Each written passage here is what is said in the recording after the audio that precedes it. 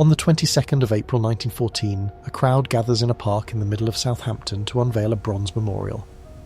It remembers 38 engineers who stayed below in the engine rooms of the Titanic 2 years earlier, keeping the lights burning while the ship went down. At least 20 of them came from this town. The town has spent 2 years burying men it never got back, and this morning it has finally built something to hold their names. The images in this film are AI-assisted reconstructions, attempts to make visible a town that bombing and rebuilding have almost entirely erased. Small imperfections may appear, but they let us walk through a Southampton that no longer stands. 4 months after that unveiling, the same town would be asked to send its men away again. This is the story of Southampton between 1914 and 1945, the port that moved 7 million soldiers to a war it could not see, the town that built the fighter that defended the country, the 6 hours in which its own centre was destroyed, and the summer it launched the largest departure in human history. In the first week of August 1914, Britain declares war on Germany, and Southampton receives a designation it will carry for the next 4 years: Military Embarkation Port Number One. Not one of several. The first, the principal, the place the British Army leaves from. The plan had been drawn up years before, quietly, by men who understood what the double tide meant. A harbour where ships could lie afloat at any hour was worth more in wartime than in peace. Now the plan is executed. Between the 9th of August and the 21st of September, in 6 weeks, Southampton embarks 5,028 officers, 171,708 other ranks, and 51,434 horses. 1,389 nurses and civilians go with them. In August alone, 350 trains arrive in 45 hours. That is a train roughly every 8 minutes, day and night. For nearly 2 days, each one full of men who have never crossed the Channel. They come down through the town in columns to the quays. The people of Southampton line the streets to watch, and for a few weeks it is something close to a spectacle. Bands play, women hand up cigarettes and flowers. The horses are harder. They are winched aboard in slings, hoisted from the quay into the holds, hundreds a day, and the sound of it carries across the water. Southampton is a town that has spent 5 centuries loading cargo. It has never loaded anything that screamed. The war settles into what it will be, and the port settles with it. At the peak, 90 troop trains a week. Nearly 5,000 tons of munitions leaving every day. A division can be processed and gone in under 24 hours.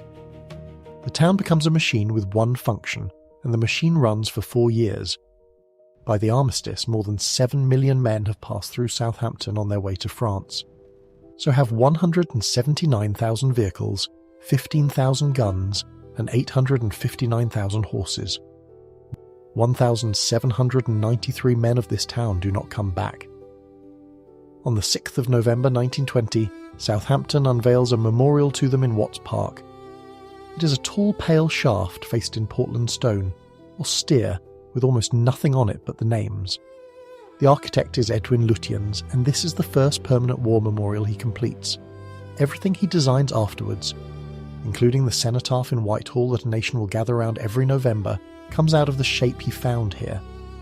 Southampton, which had built a memorial for its dead of 1912, now has a second one 6 years later, for a number 4 times larger. The bronze engineers stand in one park. The stone shaft stands in another. Between them lies everything the town has learned about what it costs to be the place everyone leaves from. And then for 20 years Southampton becomes rich. The liners come back, and they come back bigger. In 1927, the town begins pushing the shoreline out into the water itself, building a seawall and reclaiming the mudflats west of the old quay to make room for ships that did not exist when the docks were designed. In July 1933, King George V and Queen Mary sail the royal yacht through a ribbon stretched across the entrance of a new dry dock and open the largest graving dock in the world. It will hold that title for almost 30 years. It was built for ships that had not been launched yet. 3 years later, the Queen Mary comes in, 1,019 feet of her, to be finished before her maiden voyage to New York.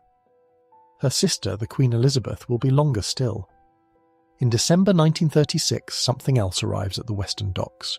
Imperial Airways begins flying its Empire flying boats from berth 101. They take off from the water of the Solent and come down on rivers and lakes across Africa, India and Australia. For a few years, Southampton is not only where you leave England by sea, it is where you leave England by air.